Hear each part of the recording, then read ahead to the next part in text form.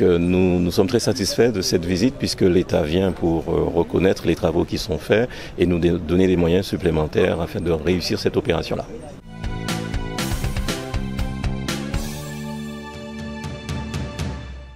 L'année dernière, sur les 110 000 mètres cubes de sargasses qui ont été récupérés, on a fait un petit calcul, ça correspond à 44 piscines olympiques, juste pour se rendre compte de ce que ça veut dire. Des sargasses qui ont été récoltées l'année dernière grâce au travail de Pulsar, grâce au travail de différents acteurs, grâce au soutien de la région et de Sylvie Gustave Duflot sur ces opérations. Donc c'est extrêmement important. Et là on vient d'aller voir les barrages flottants avec différents types qui permettent aux sargasses de ne pas s'échouer sur les côtes à d'autres endroits que le point de collecte et qui permet ensuite c'est ça, Sylvie, de les laisser mûrir, donc sécher c'est ça. Sur un sol imperméabilisé. Et puis ensuite qu'elles puissent se détruire et qu'on évite l'impact sanitaire terrible que peut avoir l'échappement des gaz liés à ces algues.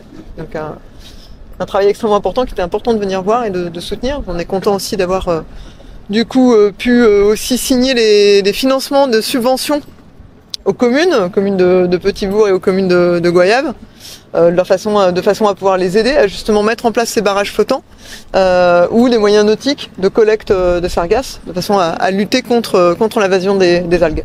C'est une bonne nouvelle supplémentaire pour nous, c'est-à-dire que nous avons commencé des chantiers afin de préserver nos populations et préserver l'environnement.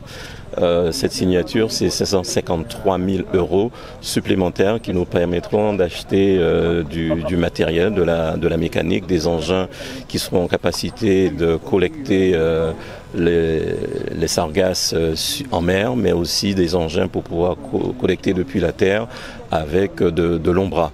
Donc nous sommes très satisfaits de cette visite puisque l'État vient pour reconnaître les travaux qui sont faits et nous donner des moyens supplémentaires afin de réussir cette opération-là.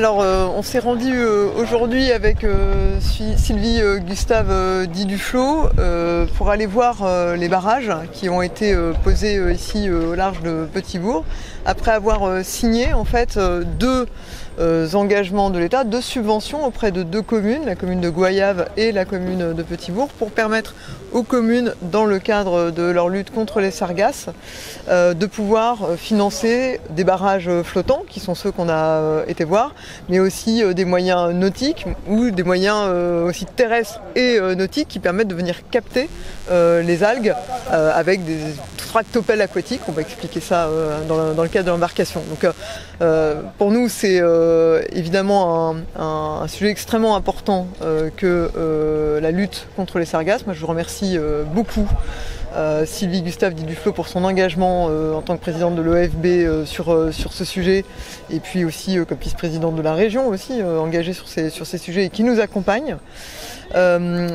Il y a un certain nombre de choses qui est important de dire sur les sargasses. C'est à la fois les conditions sanitaires qui peuvent impacter les populations quand la sargasse arrive sur nos côtes avec le gaz qui s'échappe.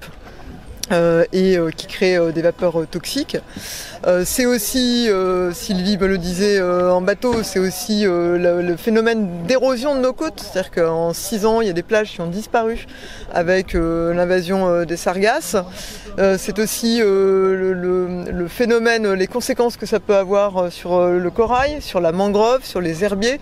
Donc des conséquences extrêmement fortes également sur la biodiversité. Donc c'est très important que l'État soit aux côtés des Guadeloupéennes et des Guadeloupéens dans cette lutte, et des communes dans cette lutte contre les sargasses. L'année dernière, l'État avait financé 6,8 millions dans la lutte contre les sargasses. Cette année, ce sera 6 millions qui sera consacré à cette lutte. Donc c'est extrêmement important et on est aux côtés de ceux qui s'y investissent, et en particulier de Sylvie Gustave Duflot. Moi, ce que je veux dire, c'est que l'État doit accompagner sur au moins 3 aspects. Un, et le fait aujourd'hui, le soutien financier aux communes et à la lutte contre les sargasses. 2, l'aspect de coopération internationale. Et là aussi, je tiens à saluer le travail qui a été fait par la France, par des acteurs comme Sylvie, pour coaliser des acteurs internationaux de la zone Caraïbes, mais pas seulement, parce que Sylvie disait qu'elle avait récupéré récemment l'adhésion du Costa Rica, donc d'un certain nombre de pays qui sont eux-mêmes, qui doivent faire face aux sargasses, et puis il y a un travail de définition juridique de qu'est-ce que c'est que l'algue sargasse, quelle est sa définition juridique, et une fois qu'on aura fait cette définition juridique qui doit se faire au niveau international, et là encore Sylvie est en pointe sur le sujet, quand on aura fait cette définition, on sera en capacité de pouvoir définir des moyens de lutter contre elle avec un certain nombre de mesures opérationnelles qui pourront être prises. Écoutez, moi je pense que d'abord on a des programmes extrêmement importants de soutien à la biodiversité. Il y a encore peu de temps, moi j'étais à l'Assemblée nationale, à l'hôtel de l'AC, pour justement auprès des écomères remettre des trophées sur des initiatives qui visent à préserver et les coraux et la mangrove et les herbiers, donc c'est un engagement extrêmement important.